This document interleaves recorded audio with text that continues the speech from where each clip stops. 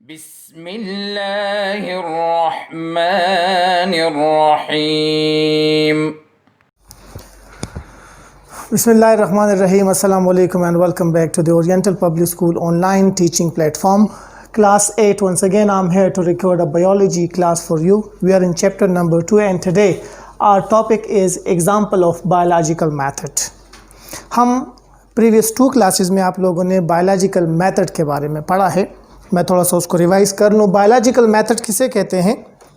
If you remember, मैंने आपसे कहा था कि बायोलॉजिकल मेथड एक साइंटिफिक रिसर्च प्रोसीजर्स हैं जिसमें किसी भी बायोलॉजिकल प्रॉब्लम को सॉल्व करने के लिए स्पेसिफिक स्टेप मौजूद हैं. उन स्टेप को फॉलो करके हम किसी भी बायोलॉजिकल प्रॉब्लम का सोल्यूशन निकाल सकते हैं.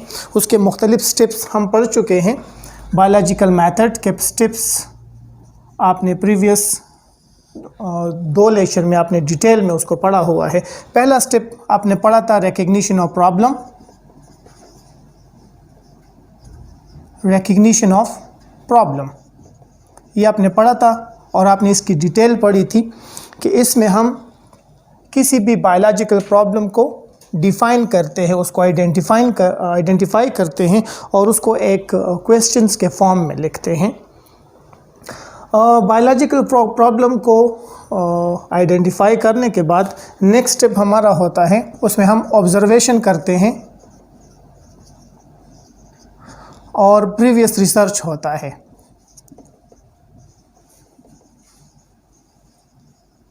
प्रीवियस रिसर्च ऑब्जर्वेशन में जहाँ पे प्रॉब्लम एग्जिस्ट करता है उस प्रॉब्लम के हवाले से हम ऑब्जर्वेशंस करते हैं विद आवर 5 सेंसेस. कभी कभार हम किसी इंस्ट्रूमेंट माइक्रोस्कोप का भी यूज़ करते हैं और उस प्रॉब्लम में अगर पास्ट में कोई रिसर्च मौजूद है तो हम उस रिसर्च को भी पढ़ते हैं. हम इंटरनेट यूज़ करते हैं, लाइब्रेरी उसको यूज़ करते हैं और किसी किस्म का भी अगर रिसर्च मौजूद है तो हम उसको निकाल के उसको पढ़ते हैं. तो हम ये दूसरे स्टेप में करते हैं. इन स्टेप में हमारे पास डेटा आ जाता है और इन डेटा को फिर हम ऑर्गेनाइज करते हैं, उसको प्रोसेस करते हैं और उससे हाइपोथेसिस बनाते हैं. हाइपोथेसिस एक लॉजिकल स्टेटमेंट होता है, एक आप कह सकते हैं कि एक प्रपोज सॉल्यूशन होता है. जो प्रॉब्लम हमें आया हुआ है, जो बायोलॉजिकल प्रॉब्लम है, उसका एक पॉसिबल सॉल्यूशन हम एक स्टेटमेंट के फॉर्म में देते हैं. उसको कहा जाता है हाइपोथेसिस. हाइपोथेसिस को एक्सपेरिमेंटली टेस्ट किया जाता है लेकिन उससे पहले उसको डिडक्शन में कन्वर्ट किया जाता है. उसको डिडक्शन में कन्वर्ट किया जाता है और डिडक्शंस के बारे में आपने पढ़ा हुआ है कि जब भी हम किसी भी हाइपोथेसिस को हम डिडक्शन में कन्वर्ट करते हैं तो हम उसको एफ एंड देन फॉर्म में लिखते हैं. ठीक है जी, एफ और देन फॉर्म में लिखते हैं और ये किया जाता है विद रीजनिंग. साइंटिस्ट रीजनिंग करते हैं और इस तरह हाइपोथेसिस को डिडक्शन में कन्वर्ट किया जाता है. डिडक्शन के बाद हम नेक्स्ट स्टेप पे जाते हैं, एक्सपेरिमेंट करते हैं. एक्सपेरिमेंट में हमने जो हाइपोथेसिस प्रपोज किया हुआ है, हमने जो हाइपोथेसिस बनाया हुआ है, उसको एक एक्सपेरिमेंट की मदद से टेस्ट किया जाता है. एक्सपेरिमेंट का ये तरीक़ाकार होता है कि हम एक कंट्रोल ग्रुप बनाते हैं और एक एक्सपेरिमेंटल ग्रुप बनाते हैं. एक्सपेरिमेंट के बाद हमारे पास रिज़ल्ट आता है और उसी रिज़ल्ट के बेस पे हम किसी भी हाइपोथेसिस को एक्सेप्ट या रिजेक्ट करते हैं. अगर कोई भी एक्सपेरिमेंटल रिज़ल्ट अगर हाइपोथेसिस को सपोर्ट करता है तो इस तरह हमारा हाइपोथेसिस कंक्लूजन बन जाता है और अगर एक्सपेरिमेंट उसको सपोर्ट नहीं करता तो वो हाइपोथेसिस ख़त्म हो जाता है और फिर हम नेक्स्ट हाइपोथेसिस बनाते हैं. तो इसके बाद नेक्स्ट आपके पास जो स्टेप है उसको कहा जाता है कंक्लूजन. याद रख लें, एक हाइपोथेसिस कंक्लूजन में तब कन्वर्ट होता है जब एक्सपेरिमेंट उसको सपोर्ट करता है. अगर एक्सपेरिमेंट उसको सपोर्ट ना करे तो वो हाइपोथेसिस ख़त्म हो जाता है. ये स्टेप हमने पढ़े थे. अब इसी स्टेप के बिना पे आपके बुक में एक बायोलॉजिकल प्रॉब्लम दिया गया है मलेरिया, कि मलेरिया के प्रॉब्लम को या मलेरिया के डिज़ीज़ को कैसे आइडेंटिफाई किया गया by using the steps of biological method. इसको हम पढ़ेंगे. तो इसके 2 किस्म के क्वेश्चन इस पे फॉर्मुलेट हुए हैं. पहला क्वेश्चन है what is the cause of malaria. इसको हमने फाइंड आउट करना है by using the steps of biological method. ठीक है जी. और फिर जब हम काज मालूम करते हैं एंड में पता चलेगा कि plasmodium is the cause of malaria. ये इसका कंक्लूजन है। इंशाल्लाह हम स्टेप बाय स्टेप इस तक पहुंचेंगे। और फिर नेक्स्ट हमारा क्वेश्चन होगा कि how Plasmodium transfer into the body of man, human body के अंदर प्लाज्मोडियम कैसे आता है, कैसे ये डिजीज़ कॉज करता है। तो ये दो बायोलॉजिकल प्रॉब्लम्स हैं और हमने इन दो बायोलॉजिकल प्रॉब्लम को हमने बायोलॉजिकल मेथड के थ्रू सॉल्व करना है। ठीक है जी। तो आ जाए, पहला हमारा सबसे पहले एग्जांपल हम पढ़ते हैं बायोलॉजिकल मेथड मलेरिया। मलेरिया एक कॉमन डिजीज़ है। अब सब मलेरिया के बारे में जानते हैं। ऑलमोस्ट इस सीज़न में जितने भी बच्चे हैं, बड़े हैं, उनके ऊपर मलेरिया के अटैक्स आते रहते हैं। मलेरिया एक बहुत पुरानी बीमारी है। इन एंशंट टाइम्स में भी एग्जिस्ट करती थी, आज भी एग्जिस्ट करती है।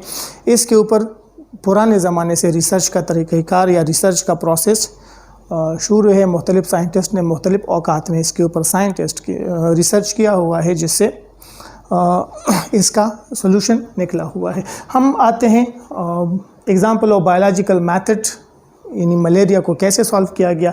तो फर्स्ट स्टेप इसमें ये है रिकग्निशन ऑफ प्रॉब्लम।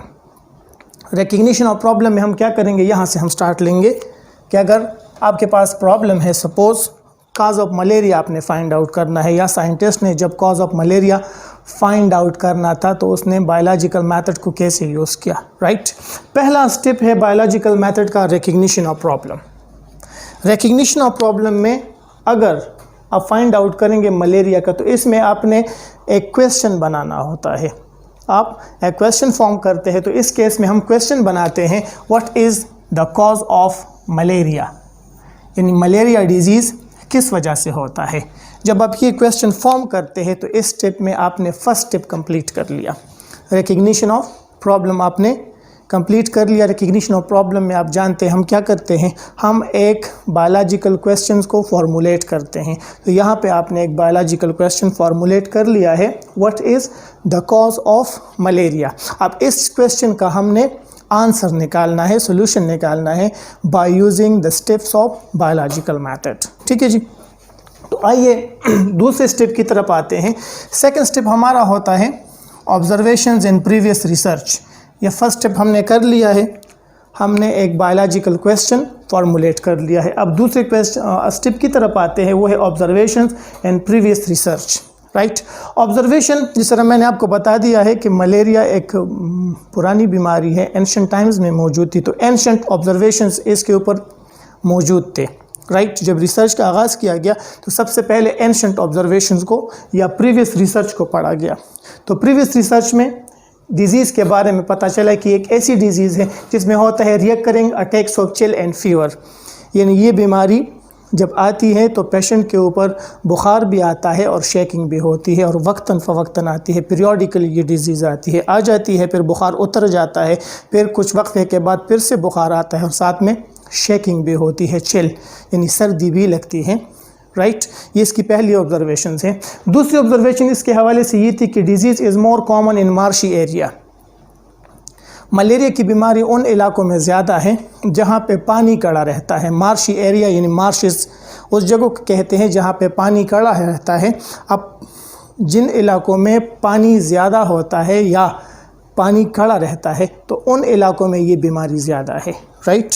ये नेक्स्ट ऑब्जर्वेशन है, राइट। तीसरी observation, volunteers drank water from marches didn't develop malaria. अच्छा, मलेरिया के बारे में तीसरा जो आपके पास ऑप्शन है, मलेरिया के बारे में एक लोगों का ख्याल था कि मलेरिया का मेन कॉज मार्शी प्लेसेस का गंदा पानी है, जहाँ पे चूँकि ये बीमारी मार्शी प्लेसेस में ज़्यादा पाई जाती थी, तो लोगों का ख्याल था कि मार्शी वाटर की वजह से ये बीमारी लगती है। अब इसको प्रूव करने के लिए कुछ वॉलंटियर ने, कुछ रज़ाकार लोगों ने मार्शी प्लेसेस का गंदा वाटर पी लिया। अब पीने के बाद उसको मलेरिया नहीं हुआ। अब मलेरिया ना होने का मतलब है कि उनका जो हाइपोथेसिस था कि ये बीमारी मार्शी वाटर की वजह से फैलती है, वो गलत साबित हो गई। ठीक है जी। इसके अलावा एक और भी ऑब्ज़र्वेशन था या लोगों का ख्याल था कि ये बीमारी मार्शी प्लेसेस में जो हवा मौजूद है, गंदी हवा, उसकी वजह से लगती है। मार्शी प्लेसेस जहाँ पे पानी कड़ा रहता है, ये कड़ा हुआ पानी बदबूदार हो जाता है, उस बदबूदार पानी से स्मेल निकलता है और हवा में शामिल हो जाता है। इस हवा को अगर कोई पेशेंट, कोई इंसान इनहेल करता है तो ये गंदी हवा उसके बॉडी के अंदर चली जाती है और इससे मलेरिया बीमारी पैदा होती है। और मलेरिया का मतलब भी माला एरिया यानी बैड एयर इसको कहा गया है, इस वजह से इसको ये नाम भी दिया गया। लेकिन ये तमाम चीज़ें गलत साबित हो गई, इसने किसी किस्म का कोई काम नहीं किया, इससे साइंटिस्ट किसी नतीजे पर नहीं पहुँचे। ये ऑब्ज़र्वेशंस अगर हम देख लेते हैं, ये सारे इन्होंने किसी किस्म की हेल्प नहीं की। तो यहाँ पे ये रिसर्च का प्रोसेस कुछ वक्त के लिए रुक गया, कुछ पता नहीं चला कि इसका कॉज क्या है, लेकिन ये ऑब्ज़र्वेशन मौजूद थी, ये प्रीवियस ऑब्ज़र्वेशंस थी। मलेरिया पे सबसे जो कामयाब तरीन काम हुआ वो 1878 में शुरू हो गया, तकरीबन 200 साल, इन ऑब्ज़र्वेशन के तकरीबन 200 साल बाद। एक साइंटिस्ट है, उसका नाम है लेवरॉन। लेवरॉन के ऑब्ज़र्वेशंस फिर हम पढ़ते हैं। लेवरॉन ने प्रीवियस रिसर्च भी पढ़ा और अपनी ऑब्ज़र्वेशंस भी की। प्रीवियस रिसर्च में उन्होंने डिज़ीज़ के बारे में पढ़ा कि एक ऐसी डिज़ीज़ है जिसमें चिल भी होता है और वक्तन फ़वक्तन बुखार भी आता है, और ये उन इलाकों में ज़्यादा होते हैं जहाँ पे स्टैगनेंट वाटर मौजूद होता है, मार्शी एरिया के अंदर ज़्यादा है। ये मार्शी वाटर की वजह से भी नहीं फैलता और मार्शी प्लेसेस के एयर की वजह से भी नहीं फैलता, राइट। अब इसका कॉज मालूम करने के लिए 1878 अगर हम देख लेते हैं तो ये वो ज़माना है कि जहाँ पे हमारे पास माइक्रोस्कोप बन चुका है और माइक्रोस्कोप का इस्तेमाल साइंटिस्ट शुरू कर चुके हैं। मुख्तलिफ़ किस्म के लिविंग ऑर्गेनिज़म्स भी डिस्कवर हो चुके हैं, स्मॉल लिविंग ऑर्गेनिज़म। लेवरॉन पहला साइंटिस्ट था कि उन्होंने माइक्रो ऑर्गेनिज़म्स को एक मलेरियल पेशेंट के ब्लड के अंदर देखा, राइट। लेवरॉन की ऑब्ज़र्वेशन क्या थी? लेवरॉन की ऑब्ज़र्वेशन ये थी कि लेवरॉन ने एक मलेरियल पेशेंट का ब्लड अंडर माइक्रोस्कोप उसने इसको ऑब्ज़र्व किया और उस पेशेंट के ब्लड के अंदर उसको स्मॉल ऑर्गेनिज़म नज़र आए, छोटे छोटे माइक्रो ऑर्गेनिज़म नज़र आए। लेटर ऑन उस स्मॉल ऑर्गेनिज़म्स को नाम दिया गया प्लाज्मोडियम। समझ रहे? यानी लेवरॉन वो पहला साइंटिस्ट था कि उन्होंने एक मलेरियल पेशेंट के ब्लड को अंडर माइक्रोस्कोप ऑब्ज़र्व किया। जब उसने इसको एग्ज़ामिन किया तो ब्लड के अंदर उसको स्मॉल माइक्रो ऑर्गेनिज़म्स नज़र आए। वही स्मॉल ऑर्गेनिज़म्स को लेटर ऑन नाम दिया गया प्लाज्मोडियम, राइट। तो ये ऑब्ज़र्वेशंस यहाँ तक हमारे पास जमा हो गई है। इस ऑब्ज़र्वेशन के बेस पे हम थर्ड स्टेप की तरफ जाते हैं और वो है हाइपोथेसिस डेवलपमेंट। हाइपोथेसिस डेवलपमेंट, तो हाइपोथेसिस में यहाँ पे आप देख लें, on the basis of these above observations, लेवरॉन के ऑब्जर्वेशंस और जो एंशिएंट ऑब्जर्वेशंस थे, इन सब के बेस पे साइंटिस्ट एक हाइपोथेसिस डेवलप करते हैं और हाइपोथेसिस है Plasmodium is the cause of malaria. Plasmodium is the cause of malaria. और ये हाइपोथेसिस बेसिकली बेस्ड था किस चीज़ के ऊपर? On the basis of the लेवरॉन observation, इसके ऊपर बेस्ड था, क्योंकि लेवरॉन फर्स्ट साइंटिस्ट था जिन्होंने मलेरियल पेशेंट के ब्लड के अंदर प्लाज्मोडियम को ऑब्जर्व किया। तो लेटर ऑन हाइपोथेसिस बना कि plasmodium is the cause of malaria, right. अब हाइपोथेसिस बन चुका है, इस हाइपोथेसिस को नेक्स्ट स्टेप में डिडक्शन में कन्वर्ट करना है। इसमें डिडक्शन में कन्वर्ट करना है। डिडक्शन में ऑलरेडी आप जानते हैं कि हमने हाइपोथेसिस को एफ और देन के फॉर्म में लिखना है। तो यहाँ पे अगर हम इस हाइपोथेसिस को डिडक्शन में कन्वर्ट करते हैं तो इसको ऐसा लिखा जा सकता है कि एफ, सेंटेंस एफ से शुरू होगा, F plasmodium is the cause of malaria, then all malarial patients must have plasmodium in their blood. ये हमारे पास डिडक्शन हो जाएगा। डिडक्शन क्या होगा कि अगर मलेरिया प्लाज्मोडियम की वजह से फैलता है या कॉज होता है तो तमाम मलेरियल पेशेंट के ब्लड में प्लाज्मोडियम होना ज़रूरी है या होना चाहिए, राइट। ये एक डिडक्शन बन गया। डिडक्शन को अब हम एक्सपेरिमेंटली टेस्ट करेंगे, उसको एक्सपेरिमेंटली टेस्ट करेंगे तो हम नेक्स्ट स्टेप में जाते हैं, वो है एक्सपेरिमेंट, राइट। एक्सपेरिमेंट्स जब किया जाता है तो दो किस्म के ग्रुप बनाए जाते हैं। एक को कहा जाता है एक्सपेरिमेंटल ग्रुप और दूसरे को कहा जाता है कंट्रोल ग्रुप। अब एक्सपेरिमेंटल ग्रुप किसे कहते हैं और कंट्रोल ग्रुप किसे कहते हैं, इंशाल्लाह इसको हम नेक्स्ट अपकमिंग वीडियोस में इस पे हम अलग से एक वीडियो बनाएंगे कि हम उसमें एक्सपेरिमेंटल ग्रुप को भी डिटेल से पढ़ेंगे और कंट्रोल ग्रुप को भी डिटेल से पढ़ेंगे। ठीक है जी। एनी हाउ यहाँ पे मैं इतना बता देता हूँ कि एक्सपेरिमेंट में दो किस्म के ग्रुप बनाए गए। एक को कहा गया एक्सपेरिमेंटल ग्रुप। एक्सपेरिमेंटल ग्रुप में 100 मलेरियल पेशेंट लिए गए। एक्सपेरिमेंटल ग्रुप में कौन लिया गया, उसमें 100 मलेरियल पेशेंट लिए गए और 100 मलेरियल पेशेंट के ब्लड को अंडर माइक्रोस्कोप ऑब्जर्व किया गया। ठीक है जी। क्या किया गया, 100 पेशेंट को मलेरिया लिए गए, उससे ब्लड सैंपल लिए गए और 100 मलेरियल पेशेंट के ब्लड को अंडर माइक्रोस्कोप ऑब्जर्व किया गया। जब देखा गया तो तमाम 100 के 100 पेशेंट के ब्लड के अंदर माइक्रो ऑर्गेनिज्म प्लाज्मोडियम मौजूद था। इनमें प्लाज्मोडियम मौजूद था, तमाम में प्लाज्मोडियम था, इसके अंदर प्लाज्मोडियम मौजूद था तमाम 100, राइट। कंट्रोल ग्रुप में 100 हेल्दी पर्सन्स लिए गए। हेल्दी पर्सन वो लोग लिए गए जिनमें मलेरिया की बीमारी नहीं थी, उनको लिया गया और उन 100 हेल्दी पर्सन के ब्लड को भी अंडर माइक्रोस्कोप ऑब्जर्व किया गया, ये देखने के लिए कि इन हेल्दी पर्सन के ब्लड में माइक्रो ऑर्गेनिज्म प्लाज्मोडियम मौजूद है या नहीं है, राइट। तो उसको कहा गया कंट्रोल ग्रुप। एग्जामिनेशन से पता चलता है कि जब हेल्दी पर्सन का ब्लड अंडर माइक्रोस्कोप चेक किया गया तो उनमें किसी किस्म का प्लाज्मोडियम मौजूद नहीं था। तो अब आपके पास एक्सपेरिमेंट से रिजल्ट आ गया। रिजल्ट क्या है, रिजल्ट आपके पास डिडक्शन ये था, इधर आप देख लें। डिडक्शन आपके पास था कि अगर plasmodium is the cause of malaria then all malarial patient must have plasmodium in their blood. अगर मलेरिया प्लाज्मोडियम की वजह से फैलता है तो तमाम मलेरियल पेशेंट के ब्लड में प्लाज्मोडियम होना ज़रूरी है। तो इसको इस एक्सपेरिमेंट में प्रूव किया गया, क्योंकि 100 पेशेंट मलेरियल पेशेंट के ब्लड को जब ऑब्ज़र्व किया गया तो 100 के 100 पेशेंट के ब्लड के अंदर प्लाज्मोडियम मौजूद था, जबकि हेल्दी पर्सन के 100 पर्सनस में प्लाज्मोडियम एब्सेंट था। तो इससे ये बात साबित हो गई है कि plasmodium is the cause of malaria, right. अब क्या हुआ, एक्सपेरिमेंट ने हमारे हाइपोथेसिस को सपोर्ट किया। इसी तरह हम नेक्स्ट स्टेप में चले गए। नेक्स्ट स्टेप हमारा है कंक्लूजन, राइट। और कंक्लूजन हमारा कौन सा स्टेटमेंट आ जाता है, यही हाइपोथेसिस जो आपने डेवलप किया हुआ है, इसको चूँकि एक्सपेरिमेंट ने सपोर्ट कर लिया है, इस तरह ये आपका कंक्लूजन बन जाता है, ये आपका सोल्यूशन बन जाता है। इस क्वेश्चन का आंसर क्या है, what is the cause of malaria. तो इन स्टेप्स को फॉलो करके हम एंड में आंसर पे पहुंच जाते हैं कि plasmodium is the cause of malaria. ठीक है जी, इस तरह ये क्वेश्चन सॉल्व हो जाता है। मैं फिर से बता देता हूँ, I am going to revise this topic. हमारा आज का टॉपिक है कि हम स्टेप ऑफ बायोलॉजिकल मेथड पे हम एक एग्जाम्पल पढ़ रहे हैं। एग्जाम्पल हमारा है मलेरिया। हम इसमें ये पढ़ेंगे कि स्टेप ऑफ बायोलॉजिकल मेथड पे मलेरियल प्रॉब्लम को या मलेरिया के डिजीज़ को कैसे सॉल्व किया गया, उसका कैसे पता लगाया गया। तो उसमें पहला स्टेप था recognition of problem. Recognition of problem में हमने क्वेश्चन बनाया कि what is the cause of malaria, right. फिर इस पे ऑब्जर्वेशन, एंशंट ऑब्जर्वेशन, पुराने ऑब्जर्वेशंस मौजूद थे कि ये एक ऐसी बीमारी है कि जिसमें चिल और फीवर होता है, ये मार्शी एरिया में ज़्यादा होता है।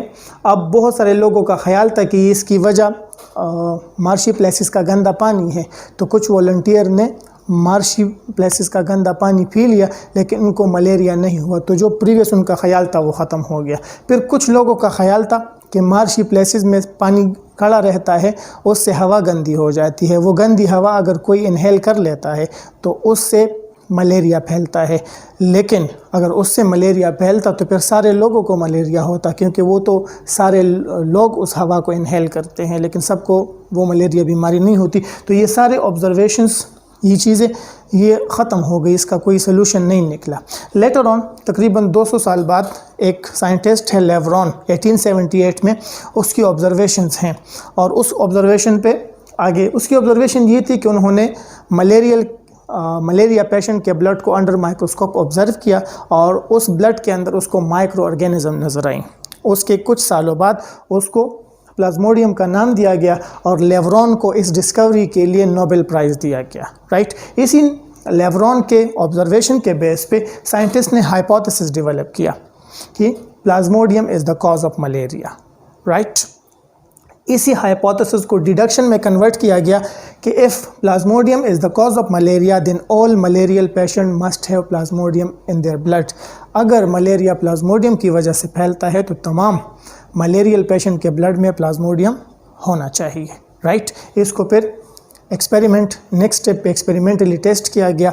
2 ग्रुप बनाए गए, 100 लोग लिए गए, उसको लेबल किया गया एक्सपेरिमेंटल ग्रुप, और दूसरे साइड पे 100 लोग लिए गए, उसको लेबल किया गया as control group. Experimental group में 100 मलेरियल पेशेंट को लिया गया और कंट्रोल ग्रुप में 100 हेल्दी पर्सन को लिया गया।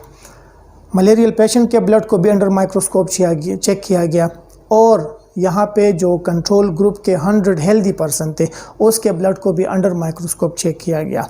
एक्सपेरिमेंट से पता चलता है कि जितने भी मलेरियल पेशेंट थे उन सब के ब्लड में प्लाज्मोडियम मौजूद था, और जितने भी 100 हेल्दी पर्सन थे उनके ब्लड में प्लाज्मोडियम मौजूद नहीं था।